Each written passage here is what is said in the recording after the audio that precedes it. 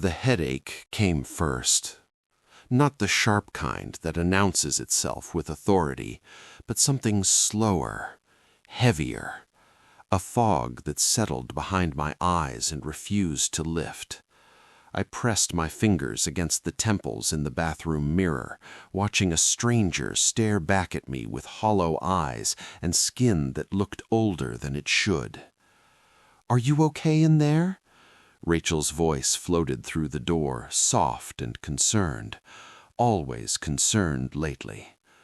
"I'm fine," I said, even though my reflection told a different story. I wasn't fine.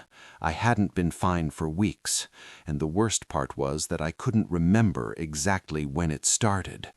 That should have been my first warning, but when you trust someone with your life, with your child, with everything you've built together, you don't assume they're the one quietly taking it all away. I splashed cold water on my face and opened the door. Rachel stood there holding a glass of water and 2 small pills in her palm. "For the headache," she said gently, "you need to rest." I took them without question. God help me, I took them without question. My name is David Chen. For 38 years, I thought the world made sense. You work hard, you protect the people you love, you build something solid and honest. That's how life is supposed to work. I was a senior project manager at a mid-sized tech consulting firm. Stable job, good income, benefits that mattered. The kind of career that allowed Rachel to stay home when Marcus was little, and even after he started school, she only worked part-time at a boutique downtown. We lived in a quiet neighborhood where people waved to each other. Marcus was 11, thoughtful and observant, with Rachel's green eyes and my habit of overthinking. He played soccer on Saturdays and spent his evenings building elaborate worlds in Minecraft, insisting I sit beside him while he explained every detail. We were ordinary, predictable, safe, and I loved that life more than I knew how to say. Rachel and I met in college. She studied marketing, I studied computer science. She had a way of making people feel seen, of lighting up rooms without trying. When she smiled at me across the library that first afternoon, I felt chosen, even before I understood what that meant. We married 3 years later in a small ceremony by a lake. Her family came from old money, quiet money. Mine had immigrated from Taiwan and built a modest accounting business from scratch. The contrast existed, but it never felt important. Or so I believed. Her brother James was there, tall and polished, with confidence that came from never doubting his place in the world. He worked in corporate law and spoke as if everything were already decided. "Take care of my sister," he said, gripping my hand a little too tightly. "She's used to a certain standard." I laughed it off, young, in love, unaware. Looking back, that moment lingers longer than it should. For years, life moved forward exactly as planned. Work, family dinners, weekends filled with routine. Nothing dramatic, nothing dangerous. Until the accident. It happened on a Tuesday afternoon. I was reviewing project files in our downtown office when a shelving unit collapsed. Heavy binders fell. One clipped my shoulder and grazed my head. I saw stars for a second, caught myself on a desk. "David, are you okay?" a coworker asked. "I'm fine," I said, and I meant it. HR insisted on an incident report. Policy required an ER visit. Liability, they said. I texted Rachel. "Minor accident at work. ER check. Nothing serious." She arrived before the doctor finished the exam. "What happened? Did you lose consciousness? Are you dizzy?" she asked, hands hovering over me as if I might break. The doctor diagnosed a mild contusion, no concussion, no reason for concern. But Rachel didn't relax. "What about memory issues? Delayed symptoms? The doctor smiled patiently. If anything unusual appears, follow up with your primary physician. That night, she watched me like something fragile. The next morning, Rachel had already scheduled an appointment with Dr. Morrison, our family physician. "Just to be safe," she said. I went because that's what you do when someone you love is worried. You reassure them. Dr. Morrison was thorough. Reflex tests, balance checks, simple cognitive questions. "Everything looks normal," he said. "How do you feel?" "Fine," I answered. "Maybe a headache, but nothing serious." He nodded. "Then keep living your life." Rachel waited in the parking lot. Did he really check for subtle impairment? Something in her voice made me pause. It wasn't fear, it was insistence. 3 days later, the headaches returned, dull, persistent, settling behind my eyes like something that belonged there. Then came the small lapses, forgetting why I entered a room, losing my train of thought mid-sentence, finding my keys in places I couldn't explain. Rachel documented everything. She kept a notebook of my symptoms and showed it to neurologists, psychiatrists, specialists whose names blurred together.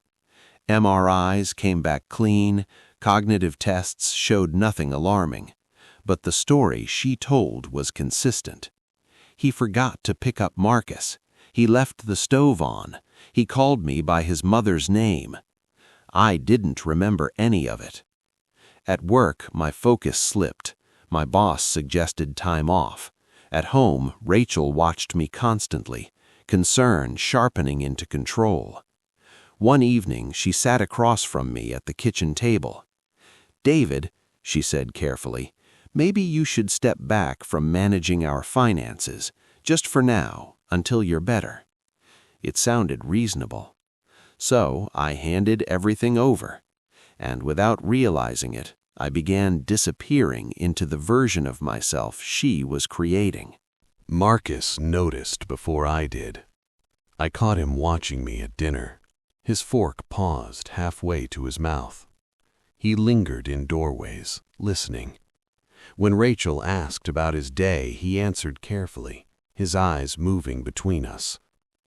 One Saturday morning, while Rachel was at work, he sat at the kitchen table drawing.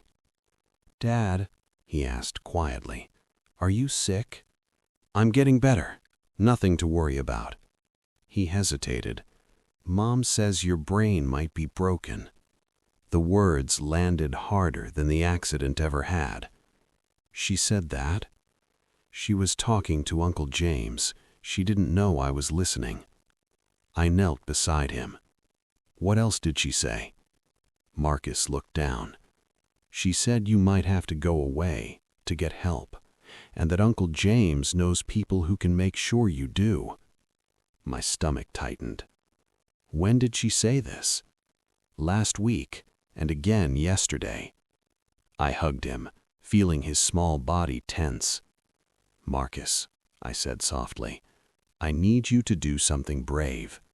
If you hear Mom talking about me, about doctors, or about Uncle James, try to remember what she says." "Why?" "Because something felt wrong, and I didn't know how to explain that to an 11-year-old. Because sometimes adults don't tell the truth, and I need to understand what's really happening." He thought for a long moment. "I still have Mom's old tablet. Sometimes her phone syncs to it." I should have stopped him. I didn't. "Only if it's safe," I said. He nodded. "I'll be careful." 2 weeks passed. The fog in my head thickened. Rachel scheduled another evaluation, this time with a psychiatrist recommended by James. Dr. Patterson was efficient, detached. "Early signs of cognitive decline," he concluded. "We should consider a competency evaluation if symptoms progress." Competency. The word echoed long after we left. That night, Marcus stood in my doorway after Rachel had fallen asleep. "Dad," he whispered, "come to my room." He locked the door and pulled the tablet from under his pillow, his hands shaking. "I recorded something." He pressed play. Rachel's voice filled the room, calm and controlled. "So the neurologist agreed to document the decline?" James answered. "Yes.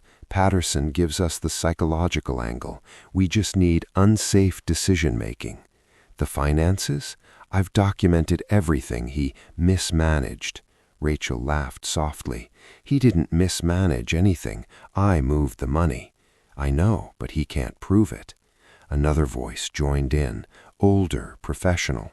"With proper documentation, we can petition for guardianship. The assets and the child make approval likely.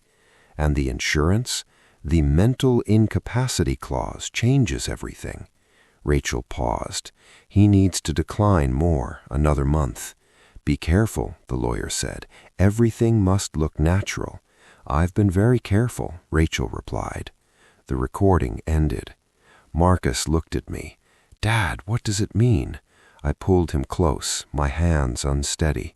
"It means we lock our doors and we don't let anyone know what we heard." "Is Mom trying to hurt you?" "I don't know, but we have to be smart." I didn't confront her. If Rachel knew I suspected anything, everything would accelerate. So I became what she expected. More confused, more dependent, more agreeable. I let her manage appointments, finances, decisions. I nodded when she suggested medical leave. "Just until you're better," she said, stroking my hair. But while I played the role, I worked quietly. I copied the recording and stored it in encrypted accounts she didn't know existed. I documented timelines, patterns. The headaches worsened after the tea she prepared each night. The fog deepened after meals she cooked alone. I pretended to take the pills she gave me, disposing of them later. Within days, my thoughts began to clear. I searched the pantry and found supplements hidden behind health food. Natural, legal, dangerous in combination. A private toxicologist confirmed it. Long-term exposure could cause exactly my symptoms. I contacted a forensic accountant. The financial trail told a different story than Rachel's records. Everything had been calculated. Finally, I met a lawyer outside James's circle. Linda Martinez listened without interruption. "If we move too fast," she said, "she'll claim paranoia. We wait. Let her make the first move." "And my son?" I asked. "That's why we do this carefully," she said, "so she can never touch either of you again." I agreed. We waited. The papers arrived on a Thursday morning. A process server stood at the door, polite, apologetic. Rachel watched from the kitchen, her face arranged into something that looked like concern. Emergency petition for temporary guardianship and conservatorship. Medical reports, psychiatric evaluations, financial records documenting confusion and mismanagement, statements from family members describing unsafe behavior. "I'm sorry," Rachel said softly after the man left, "but you're getting worse. I can't watch you hurt yourself." My hands shook as I read the documents. I let confusion fill my face. "I don't understand. Why are you doing this?" "Because I love you, and Marcus needs you safe. The court will just make sure you get help." James stepped out of the living room. "This is hard, but it's necessary. You need someone to manage things until you're well." I looked between them. "I feel clearer lately." They exchanged a glance. "That's part of the condition, not realizing you're impaired." The hearing was scheduled for 2 weeks later. Until then, Rachel was granted temporary control over finances and medical decisions. That night, she moved through the house with quiet efficiency, organizing, planning. Marcus locked his door. So did I. There was no turning back now. The courtroom was smaller than I expected. Rachel sat across from me, composed, wearing the blue dress I'd given her years earlier. James and her attorney spoke with confidence. They presented their case methodically: medical experts, financial chaos, a man losing himself, a wife trying to save him. Rachel took the stand, her voice trembling at the right moments. "I love my husband," she said, "but he's disappearing. I'm terrified for our son." The judge listened without expression. Then Linda Martinez stood. "Your Honor," she said, "we would like to call Marcus Chen." Rachel's head snapped toward the gallery. Marcus walked to the stand, small but steady. He answered the judge's questions quietly, clearly. "No," he said, "my dad never forgot me." "No," he said, "he never hurt me." Then he played the recording. Rachel's voice echoed through the courtroom, calm, precise, calculated. The silence afterwards was absolute. Linda presented the toxicology reports, the financial analysis, independent medical evaluations. This was not concern, it was control. The judge leaned forward. "I'm denying the petition and referring this matter for criminal investigation." Rachel didn't look at me as she was escorted out. She didn't have to. 6 months later, the house feels quieter. Marcus and I rebuilt routines: breakfasts, homework, Saturdays at the soccer field. The divorce finalized without argument. Rachel faced charges she couldn't escape. James disappeared from our lives entirely. We started therapy together. Marcus still wakes from nightmares sometimes, but less often now. "Dad," he asked one night, "are you mad at me?" "No," I said, "you saved me." "But she's still my mom." "I know, and it's okay to miss who you thought she was." The house will be sold soon. Too many memories linger here. Tomorrow we look at a new place, smaller, brighter, a place where no one is quietly rewriting our lives. I sleep better now. No fog, no headaches, just clarity. And tomorrow.